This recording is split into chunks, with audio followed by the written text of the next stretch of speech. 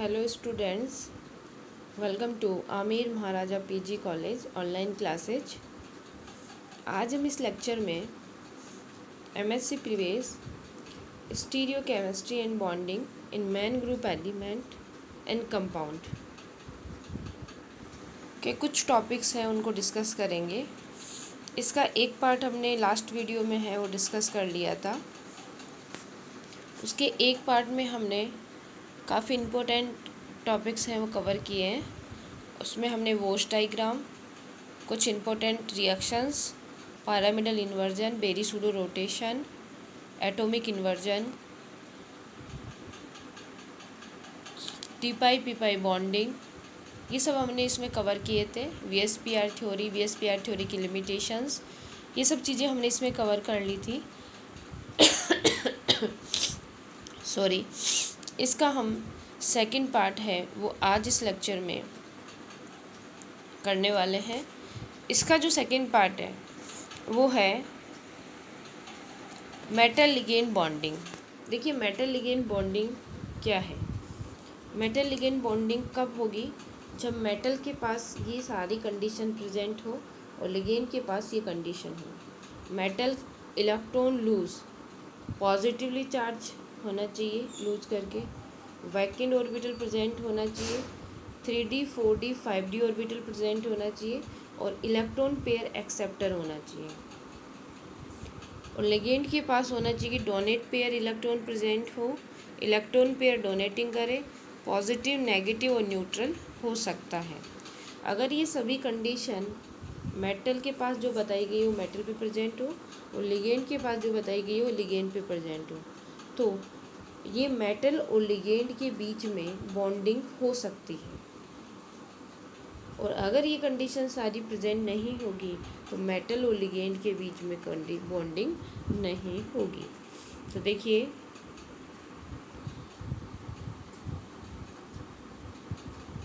Metal ligand के बीच में जो बॉन्डिंग होती है वो उसके लिए कुछ थ्योरी वगैरह दी गई थी। ये थ्योरी है, उसमें एक तो सबसे पहले जो थ्योरी दी गई थी वो बर्नर थ्योरी थी, जिसको कोऑर्डिनेशन केमिस्ट्री जो है उनके फादर भी कहते हैं बर्नर को।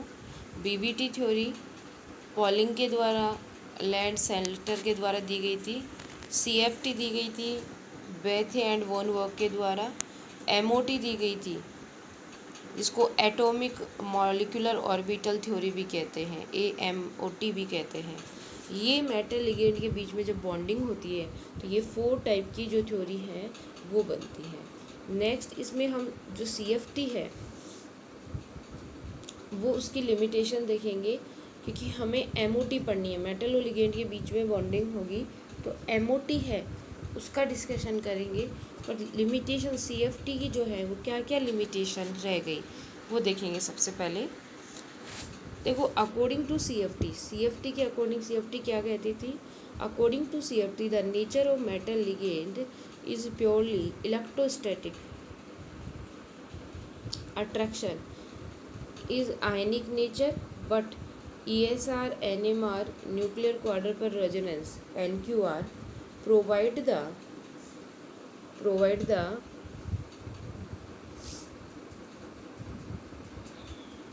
evidence for covalent character in metal ligand bonding। CFT जो है वो तो क्या कहती थी कि मेटल और लिगेंड के बीच में प्योरली इलेक्ट्रोस्टैटिक फोर्स प्रेजेंट होता है, that is ionic nature, but ESR, NMR, NQR इनके थ्रू देखा गया तो covalent character in metal ligand bonding present होते हैं।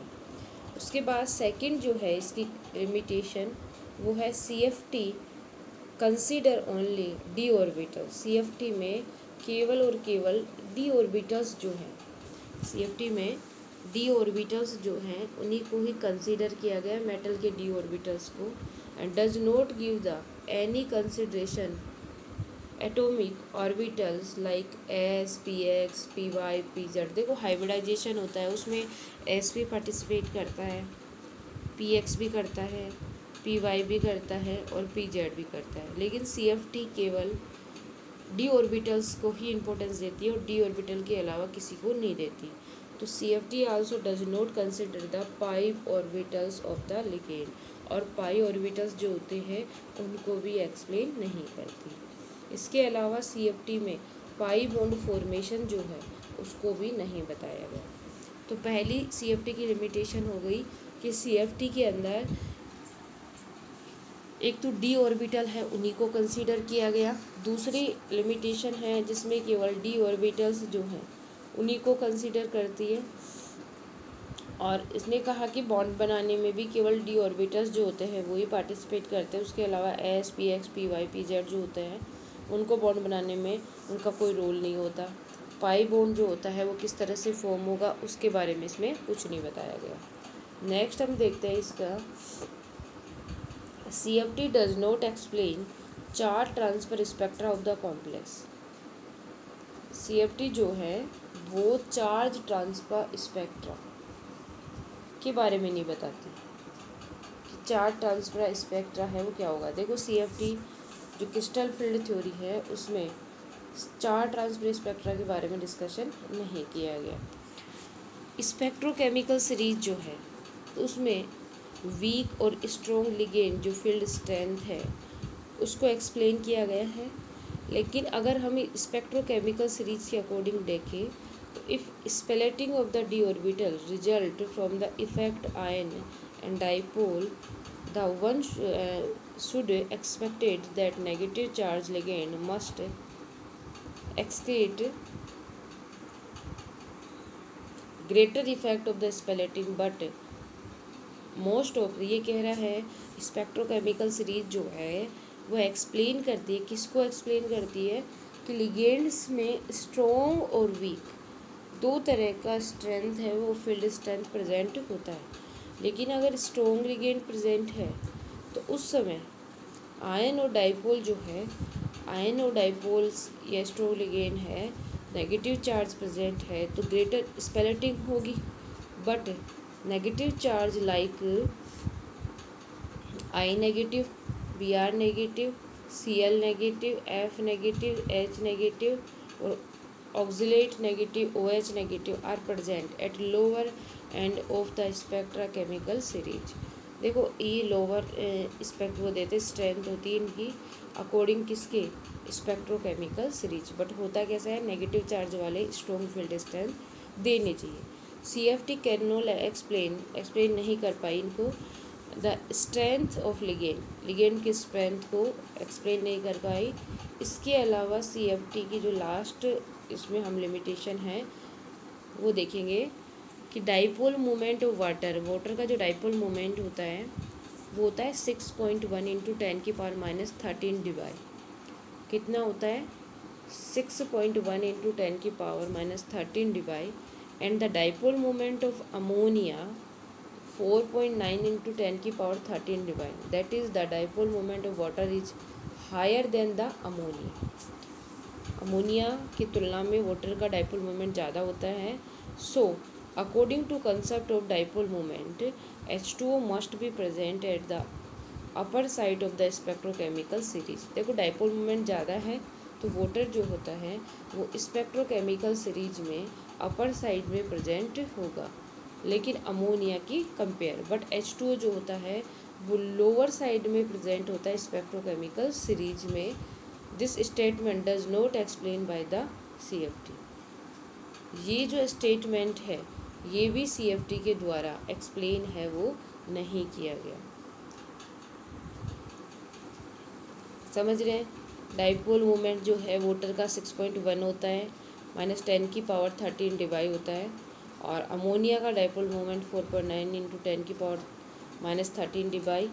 बट डाइपोल मोमेंट वाटर का ज़्यादा है तो स्पेक्ट्रोकेमिकल सीरीज़ में इसको पहले रखना चाहिए था, बट इसको भी स्पेक्ट्रोकेमिकल सीरीज़ में पहले नहीं रखा गया, इसको भी बाद में रखा गया। H2O को बाद में रखा गया, वाटर को जो है और अमोनिया को पहले रखा गया। तो ये भी CFT जो है उसकी क्या हो गई लिमिटेशंस। नेक्स्ट हम देखते हैं CFT does not explain the intensity of the absorption band. CFT does not explain the intensity of the absorption band. CFT जो है वो एब्जॉर्वेशन जो बैंड है उसके इंटेंसिटी जो है उसको भी एक्सप्लेन है वो नहीं कर पाई, intensity of the observation band. ये सब लिमिटेशन जो है CFT की हैं, जिसके कारण क्या होगा कि CFT जो है वो बहुत सारी चीज़ें एक्सप्लेन नहीं कर पाई। CFT डी ऑर्बिटल को कंसीडर करती है, इलेक्ट्रोस्टैटिक फोर्स ऑफ अट्रैक्शन बताती है, वैसे हम मानते हैं कि आयनिक बॉन्ड होता है। इसके अलावा CFT में जो इंटेंसिटी है वो नहीं, ऑब्जर्वेशन स्पेक्ट्रा है उसको एक्सप्लेन नहीं किया। चार्ज ट्रांसफर स्पेक्ट्रा है उसके बारे में कुछ नहीं बताया CFT ने। इसके अलावा स्पेक्ट्रोकेमिकल सीरीज है, उसमें नेगेटिव चार्ज वाले जो होते हैं उनको लोअर स्ट्रेंथ बताती है, उनकी की लोअर स्ट्रेंथ होती है लेकिन होनी चाहिए मोर। तो ये सब चीज़ें हैं वो CFT एक्सप्लेन नहीं कर पाई। इन सब चीज़ों को एक्सप्लेन करने के लिए एक न्यू थ्योरी है वो आई, जिसको हम कहते हैं MOT। और MOT क्या होती है? MOT होती है molecular orbital theory. MOT is the modified form of the CFT। CFT का क्या है? मॉडिफाइड फॉर्म में। ये कैसे है मॉडिफाइड फॉर्म देखते हैं। CFT जो है, so this is also known as the ACFT, adjust crystal field theory. ये किसने दी थी? कॉटन के द्वारा दी गई थी। And this is also known as the ligand field strength, और इसको क्या कहा जाता है? लिगेंड फील्ड स्ट्रेंथ भी कहते हैं। Covalency nature in the between metal and ligand may be explain on the basis of MOT। किसके आधार पर इसको एक्सप्लेन किया गया? MOT के आधार पर। The basic rule are involve that which will be apply some compound and will also deal with the formation of the molecular orbital by LCO method। देखो इसके अंदर LCO मेथड जो होता है, LCO मेथड क्या होता है? Linear combination atomic method. उसके थ्रू जो मॉलिक्यूलर ऑर्बिटल्स होते हैं वो एटॉमिक ऑर्बिटल्स जो होते हैं उनका फॉर्मेशन करते हैं। देखो किस तरह से करेंगे। जैसे एक एटॉमिक ऑर्बिटल बन लिया और दूसरा एटॉमिक ऑर्बिटल, ये दोनों आपस में कॉम्बिनेशन करेंगे LCO के थ्रू, और molecular orbital of the sample है वो बना लेंगे। फिर मेटल का जो एटॉमिक ऑर्बिटल होता है वो लिगेंड के ग्रुप ऑर्बिटल्स जो होते हैं उनसे मिलेगा, लिगेंड के ग्रुप ऑर्बिटल से मिलेगा। फिर LCO मेथड होगा, फिर MO कॉम्प्लेक्स बनेगा, मॉलिक्यूलर ऑर्बिटल कॉम्प्लेक्स बनेगा। और इसमें ये 3 टाइप्स के ऑर्बिटल्स जो हैं वो फॉर्म होते हैं। एक होता है बॉन्डिंग मॉलिक्यूलर ऑर्बिटल, एक होता है नॉन बॉन्डिंग मॉलिक्यूलर ऑर्बिटल, और एक होता है एंटी बॉन्डिंग मॉलिक्यूलर ऑर्बिटल। जो थर्ड होता है वो होता है एंटी बॉन्डिंग मॉलिक्यूलर ऑर्बिटल। अब हम देखते हैं MOT किसमें? ऑक्टाहाइड्रल कॉम्प्लेक्स में। ऑक्टाहाइड्रल कॉम्प्लेक्स में MOT जो है क्या होती है? देखिए ऑक्टाहाइड्रल कॉम्प्लेक्स के अंदर हम MOT की बात करेंगे तो सबसे पहले हम बात करते हैं MOT for octahedral complex. Formation of an octahedral complex, ये है octahedral OH। Octahedral complex can easily explain on the basis of the MOT under following point। कुछ पॉइंट है उनको देखेंगे। Metal ligand sigma bond result overlapping of suitable metal atomic orbital and ligand orbital. सबसे पहले किसके बीच में combination होगा? ये ओवरलैपिंग होगी मेटल एटॉमिक ऑर्बिटल्स और ligand atomic orbitals. Molecular orbital complex will be formed by LCO method। कौन से मेथड से इसका फॉर्मेशन होता है? LCO method, LCO linear combination atomic method. Third one point है इसका, for an octahedral complex that 9 atomic orbital balance shell of atom metal atom are available, first transition series element like 3dx square minus y square, 3dz square, 3dxy, 3dxz, 3dyz, 4s, 4px, 4py and 4pz। देखो जो octahedral complex form होगा तो उसमें 9 atomic orbitals participate करेंगे और इन 9 orbitals में D जो होता है उसके कितने पार्टिसिपेट करेंगे 5, पी जो होता है उसके कितने पार्टिसिपेट करेंगे 3 और एस जो है इसका कितना करेगा 1, एस का कितना करेगा 1। टोटल कितने हो जाएंगे, टोटल ऑर्बिटल्स की बात करें तो 9 ऑर्बिटल्स जो है हो जाएंगे। In octahedral complex, ligand comes along the axis toward metal ion, so only these orbital of metal will be select for the overlapping whose lobes are present on the axis। उन्हीं orbitals को हम select करेंगे जो axis कहाँ present हो, जिनकी axis कहाँ present हो, ओवरलैपिंग करेंगी, lobes are present on the axis, axis के ऊपर जिनकी लॉब्स प्रेजेंट होंगी, ओवरलैपिंग वहीं होगी। अब देखिए हमारे पास ऑर्बिटल्स तो कितने हैं, 9 ऑर्बिटल्स है। अब इनमें हम सेलेक्ट किस किस को करेंगे, 3d(x² - y², ये हमारे पास ऑर्बिटल्स है 9 ऑर्बिटल्स। इसमें से T2g ऑर्बिटल्स जो होते हैं ये प्रेजेंट होते हैं, are remaining now bonding. T2g जो लॉब्स होती हैं वो ये होती हैं और डी ऑर्बिटल्स जो है उनका ऑर्बिटल व्यू है वो हम इस तरह से बना सकते हैं, 3d(x² - y²। इनकी लॉब्स जो होती है अलोंग द एक्सिस होती है, उन सभी की जो T2g एक्सिस होती है उनकी lobes in between the axis होती है। तो इसमें हमारा पर d(x² - y², dz² और 4x, 4px, 4py और 4pz, इन ऑर्बिटल्स को ही हम पार्टिसिपेशन में काम लेते हैं। इसके अलावा जो हमारा T2g सेट होता है उसकी जो लॉब्स होती हैं, T2g सेट की जो लॉब्स होती है वो इस तरह से इन बिटवीन द कहाँ प्रेजेंट होती है, एक्सिस प्रेजेंट होती है। Atomic orbital of the metal ion octahedral complex have the following symmetry. इनमें ये सिमेट्रीज हैं ये प्रेजेंट होती हैं। एटॉमिक ऑर्बिटल एक तरफ और दूसरी तरफ सिमेट्री ये हमें ध्यान रखनी है। 4s जो होता है वो कैसा होता है, स्पायरिकल शेप होती है 4s की। स्पायरिकल होने के कारण इसकी जो सिमेट्री होती है वो A1g होती है। 4px, 4py, 4pz, इसके अंदर जो लॉब्स होती है वो इस तरह से प्रेजेंट होती है, इस तरह से होती है, डंबलाकार होती है। ये कैसी होती है, अनजीरेड होती है। इसकी जो सिमेट्री होती है वो T1u होती है।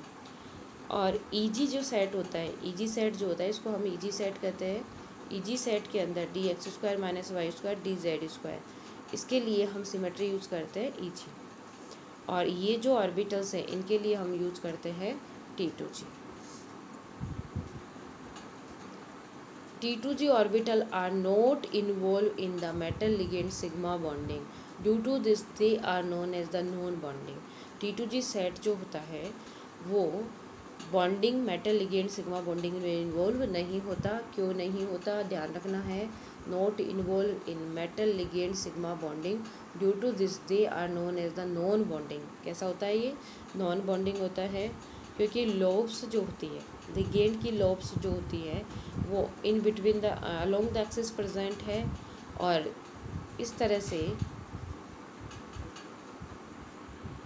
lobes are present along the axis sigma bond formation, lobes are present in between the axis so sigma bond not form। अगर लिगेंड जो है वो along the axis आएगा जब ही बॉन्ड फॉर्म होगा। भाई ये लिगेंड है वो यहाँ से आ रहा है तो इसके बीच में और इसके बीच में सिग्मा बॉन्ड का फॉर्मेशन हो जाएगा, लेकिन जब ये लिगेंड इधर से आ रहा है यहाँ पे कोई लॉ भी प्रेजेंट नहीं है तो यहाँ क्या सिग्मा बॉन्ड बनेगा, क्या नहीं, नॉट पॉसिबल, सिग्मा बॉन्ड नहीं बन पाएगा। तो इसलिए लॉब्स अगर अलोंग द एक्सिस प्रेजेंट है सिग्मा बॉन्ड का फॉर्मेशन हो जाएगा और in between the axis present है तो सिग्मा बॉन्ड का फॉर्मेशन नहीं होगा। उसके बाद हम देखते हैं formation of ligand group orbitals, जो LGOs बनते हैं, formation of the ligand group orbital, ये कैसे बनते हैं LGOs जिनको हम कहते हैं। एलजीओज का फॉर्मेशन देखेंगे। 6 ligand approach toward metal ion along the axis, that is ये 6 लिगेंड है वो आयन की तरफ जो है वो अप्रोच करेंगे।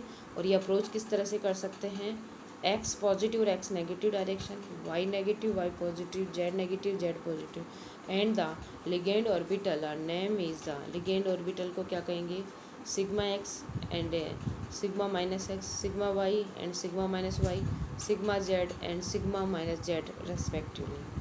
ऐसे ही these ligand orbital like sigma X, sigma minus, sigma Y minus Y, Z sigma और minus Z combined to each other and formed group of ligand which is known as the LGOs। ये आपस में मिलेंगे तो इन्हें क्या कहा जाएगा, group LGOs।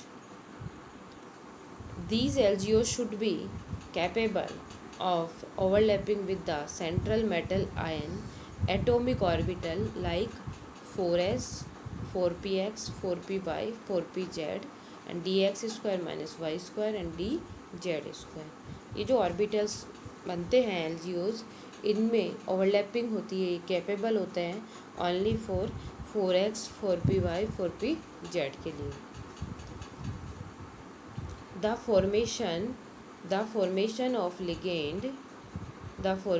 Ligand group orbitals जिनको हम एलजीओज कह रहे हैं, ये हैं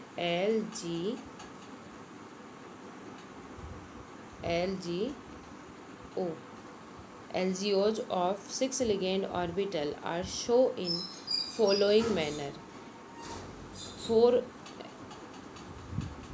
4s which is the symmetrical atomic orbital with respect to axis and overlapping with any direction, show the combination of the LGOs for the atomic orbital will be given as। देखो 4s जो होता है वो symmetric orbitals होता है, atomic orbital होता है, and overlap with the all any direction. 4x है वो स्पेरिकल शेप होती है इसकी, तो ये किसी भी डायरेक्शन से ओवरलैप है वो इजी वे में कर सकता है। किसी भी डायरेक्शन में हम इससे एटॉमिक ऑर्बिटल के साथ ओवरलैपिंग कराएंगे तो एलजीओज के साथ कर सकेगा। जैसे हम एग्जांपल देखते हैं इसमें, एटॉमिक ऑर्बिटल जो है इसमें एक्स डायरेक्शन, वाई डायरेक्शन और जेड डायरेक्शन 3 डायरेक्शंस जो हैं प्रेजेंट हैं। तो एटॉमिक ऑर्बिटल जब इसका एलजीओज बनाएंगे तो ये एक्स डायरेक्शन से ओवरलैप कर सकता है, नेगेटिव एक्स डायरेक्शन से भी कर सकता है, इसके अलावा वाई डायरेक्शन से कर सकता है, पॉजिटिव वाई डायरेक्शन और नेगेटिव वाई डायरेक्शन से भी करेगा। ऐसे ही पॉजिटिव जेड डायरेक्शन और नेगेटिव जेड डायरेक्शन से भी एलजीओ जो है वो कॉम्बिनेशन करेगा। नेक्स्ट हम इसमें देखेंगे, नेक्स्ट हम देखते हैं इसमें 4px whose lobes are direct toward the x direction. जो px होती है उसकी लॉब्स कहाँ किस डायरेक्शन में होती है, एक्स डायरेक्शन में। Thus it can combine with the sigma X और sigma minus Y, sorry sigma minus X. Thus the linear combination of atomic orbital which overlapping with 4px और 4px में atomic orbital में combination होगा। तो इसके लिए हम जो सिंबल यूज करते हैं, px के लिए सिंबल क्या यूज़ किया था, अभी हमने सिमेट्री जब यूज की थी वो थी T1u, अनजीरेड होता है, और हाफ 1/, क्या होगा 1/½ रूट होगा। और सिग्मा एक्स से कौन सी डायरेक्शन में जा रहा है, ये सिग्मा माइनस एक्स में। और हम इसमें नोडल प्लेन है, पॉजिटिव नेगेटिव बीच में प्रेजेंट है, तो इसको हम क्या लिखते हैं, माइनस। ठीक है, इसका जो रिप्रेजेंटेशन होगा, ऑर्बिटल व्यू जो रिप्रेजेंटेशन है उसको हम इस तरह से शो करते हैं कि पॉजिटिव और नेगेटिव डायरेक्शन में ही एलजीओज का फॉर्मेशन होगा। सिमिलरली 4a 4py में भी सेम ऐसा ही होगा। सिमेट्री जो है वो ये प्रेजेंट होगी, सिमेट्री T1u, इसका मान 1/√2 सिग्मा वाई और माइनस सिग्मा वाई। नेक्स्ट हम जेड डायरेक्शन की बात करें, इसका ऑर्बिटल व्यू भी इसी तरह से होगा। नेक्स्ट हम जेड डायरेक्शन की बात करें तो जेड डायरेक्शन में भी सेम यही होगा। जेड डायरेक्शन में similar manner for the 4pz, इसमें भी समेशन T1u और जो हमारे पास जो इसकी वैल्यू आएगी वो आएगी 1/√2 sigma Z minus sigma minus Z. अब इसका ऑर्बिटल व्यू भी इसी तरह से बनेगा, केवल ये जेड डायरेक्शन में शो करेगा। फिर हम एलजीओज की बात करते हैं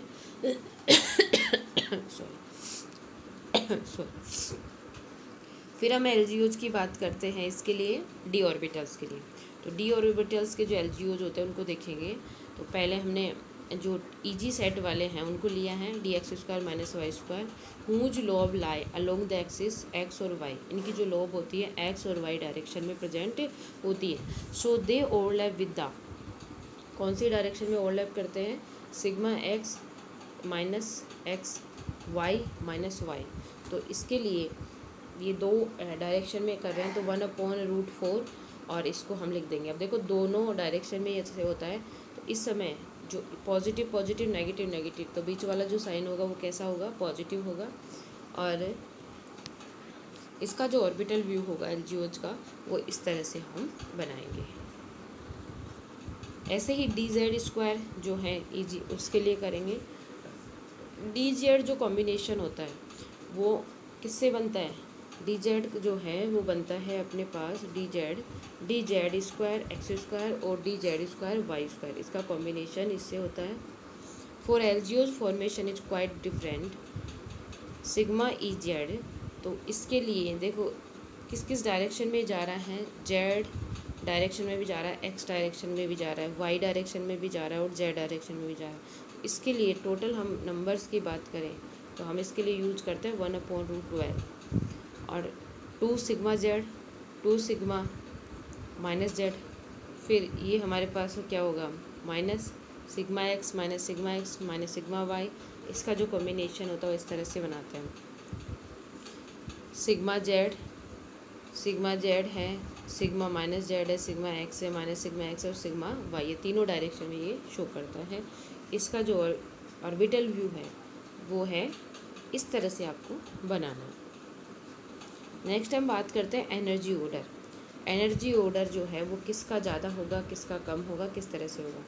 energy order the LGOs from with the greater in interaction so they have lower energy than the metal orbital. Metal orbitals की एनर्जी लोअर बनानी है और लिगेंड ऑर्बिटल्स जो है the energy order metal orbitals की जो एनर्जी है वो greater than the ligand group elements. Energy order of the LGOs A1G = T1G = EG। सबकी एनर्जी लेवल क्या होता है, इक्वल होता है। In the final step in which the 6 atomic orbital of central atom cation overlapping with the 6 एलजीओ। पहले atom के जो अपना मेटल है उस मेटल के कितने ऑर्बिटल पार्टिसिपेट करते हैं, 6। कितने पार्टिसिपेट करेंगे, 6 atomic orbital of central metal combine overlap with the 6 एलजीओ और 6 बॉन्डिंग मॉलिकुलर ऑर्बिटल जो है या एंटी बॉन्डिंग है उनका फॉर्मेशन हो जाएगा।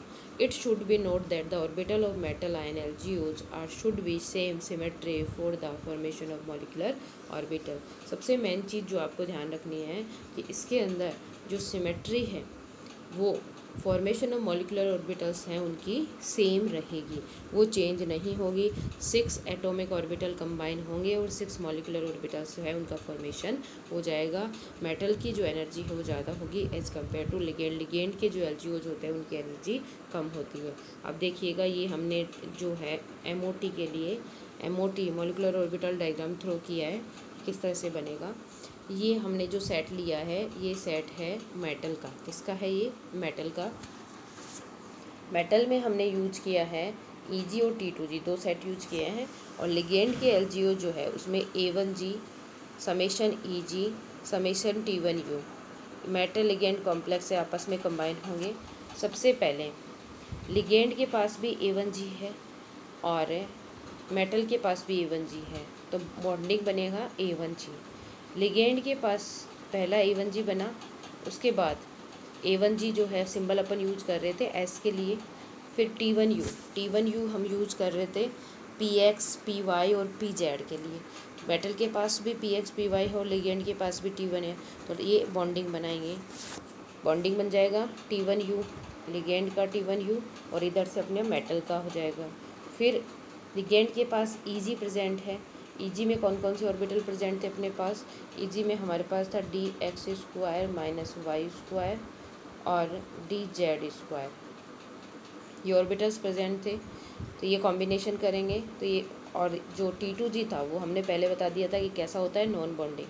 अब देखो Eg बॉन्डिंग बना है तो Eg एंटी बॉन्डिंग भी बनेगा, Eg एंटी बॉन्डिंग भी बन रहा है। उसके बाद T1 अगर बॉन्डिंग बना है तो T1 है वो एंटी बॉन्डिंग भी बनेगा, और A1G जो है वो बॉन्डिंग बना है तो A1G कैसा बनेगा, एंटी बॉन्डिंग भी बनेगा। ये NS जो है इसके लिए हमने, ये NS, ये Eg नहीं है, ये A1G एंटी बॉन्डिंग है, एंटी बॉन्डिंग A1G पार्टिसिपेट करेगा तो A1G एंटी बॉन्डिंग बनेगा, और ऐसे ही इसका T1U पार्टिसिपेट करेगा तो ये T1U एंटी बॉन्डिंग बनेगा। ये ऑर्बिटल व्यू है। ऑर्बिटल व्यू जो हम डायग्राम बनाते हैं वो है, इसको हम एक बार वापस से देखते हैं, देखिएगा ये ऑर्बिटल व्यू डायग्राम है। इसको हम एक तरफ मेटल लेंगे, दूसरी तरफ लिगेंड के एल्जियोज लेंगे। मेटल में Eg और T2G होगा एक, तो एक सेट, दूसरा हमारा NS होगा जिसको A1G सेट कहते हैं, एक NP होगा जिसको T1U कहते हैं, ठीक है। एल्जियोज जो होगा उसके लिए ये प्रेजेंट होंगे ऑर्बिटल्स, और इनमें बीच में कॉम्बिनेशन होगा, पहले बॉन्डिंग बनेगा। हमें इसका सीक्वेंस ध्यान रखना है कि सबसे नीचे जो बॉन्डिंग होता है वो A1G होता है सबसे नीचे, फिर T1U होता है, फिर Eg होता है, फिर नॉन बॉन्डिंग में T2G होता है, फिर Eg बॉन्डिंग बनाए तो Eg एंटी बॉन्डिंग बनेगा, फिर A1G होता है, फिर T1U होता है। इसका एनर्जी का जो ऑर्डर होगा, एनर्जी का ऑर्डर देखेंगे, सबसे ज़्यादा एंटी बॉन्डिंग की होगी, सबसे ज़्यादा anti bonding orbital highest energy पे होता है, फिर नॉन बॉन्डिंग की होगी, फिर बॉन्डिंग की होगी। इलेक्ट्रॉनिक कॉन्फ़िगरेशन अगर हम देखें तो इलेक्ट्रॉनिक कॉन्फ़िगरेशन में सबसे पहले A1G था नीचे इलेक्ट्रॉन्स इसमें फिल करते हैं, फिर T1U, फिर Eg, फिर T2G नॉन बॉन्डिंग, फिर Eg बॉन्डिंग, फिर A1G एंटी बॉन्डिंग, और फिर T1U anti bonding. Electron are filled by the metal, यहाँ तो जो है वो start from the non bonding. देखो जो नीचे वाले ऑर्बिटल्स थे, ये जो ऑर्बिटल्स थे सबसे नीचे की तरफ, ये इनके अंदर तो हम एल्जियोज के इलेक्ट्रॉनों को फिल करते हैं, 1 2 3 यहाँ तक तो हम एल्जियोज के इलेक्ट्रॉनों को फिल करते हैं, और नॉन बॉन्डिंग से यहाँ से लेकर एंटी बॉन्डिंग तक हम इसके इलेक्ट्रॉनों को फिल करते हैं, मेटल के, इस मेटल के इलेक्ट्रॉनों को फिल किया जाता है। यही कारक है इसमें कि electron are filled by the LGOs, इनके द्वारा तो, और यहाँ पे इलेक्ट्रॉन्स जो हैं एंटी बॉन्डिंग या नॉन बॉन्डिंग में एल्जियोज के जो हैं उनको फिल किया जाता है।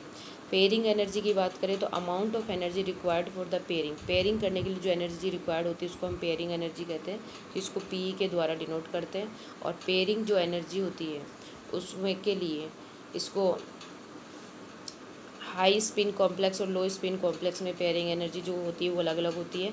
देखो हाई स्पिन कॉम्प्लेक्स और लो स्पिन कॉम्प्लेक्स में मैं आपको बता देती हूँ। हाई स्पिन कॉम्प्लेक्स का मतलब हो गया कि उस समय पेयरिंग नहीं होगी तो पाई का मान क्या होगा, ज़्यादा होगा जब भी तो पेयरिंग नहीं होगी।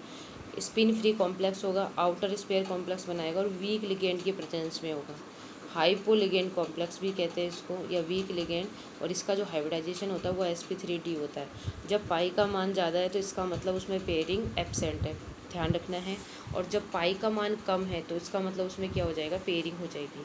और डेल नोट का मान ज़्यादा है, डेल नोट का मान हो गया, ये डेल नोट जो हम बताते थे ये इस तरह से बताते थे कि इनके बीच का जो डिफरेंस है, Eg और T2G के बीच का जो डिफरेंस है हम उसको डेल नोट कहते थे, ठीक है। ऑक्टाइडल के लिए अगर ये डिफरेंस ज़्यादा है तो नीचे वाले ऑर्बिटल्स के अंदर ही इलेक्ट्रॉन्स जो है वो फिल हो जाएंगे और इनके अंदर पेयरिंग हो जाएगी तो स्लो स्पिन कॉम्प्लेक्स बनेगा, स्पिन पेयर्ड कॉम्प्लेक्स बनेगा। इसके अलावा इनर स्पेयर कॉम्प्लेक्स बनेगा, स्ट्रॉन्ग लिगेंड की प्रेजेंस में होगा, हाइपर लिगेटेड कॉम्प्लेक्स बनेगा और DsP2 हाइब्रिडाइजेशन में ये प्रेजेंट होगा। अब देखिए नेक्स्ट जो है ये एग्जाम्पल लेके बताया गया है कि एक्सप्लेन द MOT। इस तरह से आपके एग्ज़ाम में क्वेश्चन पूछा जाएगा कि एक्सप्लेन द MOT डायग्राम। ये एग्जाम्पल दे दिया आपको ऑक्टाहेड्रल का, ये ऑक्टाहेड्रल का एग्जाम्पल है। इस ऑक्टाहाइडल के एग्जाम्पल में आपको MOT बनानी है और उसकी मैग्नेटिक प्रॉपर्टीज भी शो करनी है। तो आप सबसे पहले Fe, इसमें सेंट्रल एटम कौन है Fe की ऑक्सीडेशन स्टेट निकालो, उसमें कितने इलेक्ट्रॉन प्रेजेंट है वो बताओ। उसके बाद साइनाइड जो है वो लिगेंड है, एज ए लिगेंड का काम कर रहा है, उसके अंदर कितने 6 लिगेंड प्रेजेंट है, तो कोई इसमें कितने इलेक्ट्रॉन हो गए, कितने इलेक्ट्रॉन डोनेट कर रहा है, ये एक साइनाइड 2 इलेक्ट्रॉन डोनेट कर रहा है, तो टोटल कितने हो गए 12 इलेक्ट्रॉन हो गए। फिर उसका वही ऑर्बिटल व्यू LGO जो है वो बना लेंगे। जब ये LGOs बनाएंगे, पहले तो हम इसका वो निकालेंगे डाईमैग्नेटिक, तो म्यू बराबर 0 आएगा। फिर इसका LGOs बना लेंगे जो मैंने अभी आपको बताया था, ये LGOs बनाएंगे तो इसमें इलेक्ट्रॉन फिल करेंगे, इसमें 12 इलेक्ट्रॉन, ये जो इलेक्ट्रॉन होंगे इसमें तो LGOs के आ जाएंगे। इधर Fe के आएंगे, Fe के पास में कितने इलेक्ट्रॉन प्रेजेंट है, 6 इलेक्ट्रॉन प्रेजेंट है, क्योंकि Fe जो है +2 ऑक्सीडेशन स्टेट में है, तो S वाले तो निकल जाएंगे, S ऑर्बिटल वैकेंट है।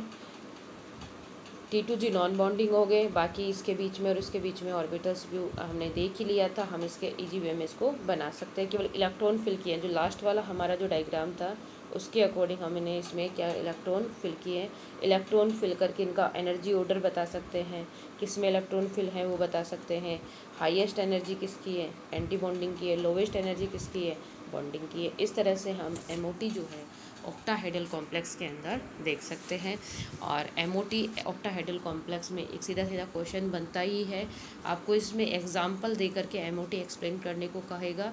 वो आपको ये नहीं पूछेगा कि कैसे LGOs का कॉम्बिनेशन होता है किस तरह से, आपको तो केवल ये ऑर्बिटल व्यू डायग्राम जो बना रखा है ये बनाना आना चाहिए। इनकी सिमेट्री क्या क्या है LGOs में, LGOs की सिमेट्री क्या क्या होती है, और d ऑर्बिटल्स जो होते हैं उनकी सिमेट्री क्या होती है, S की क्या होती है, T2 की क्या होती है, P की क्या होती है, ये हमें पता होना चाहिए, और इसके अकॉर्डिंग हम ये ऑर्बिटल व्यू डायग्राम बना सकते हैं।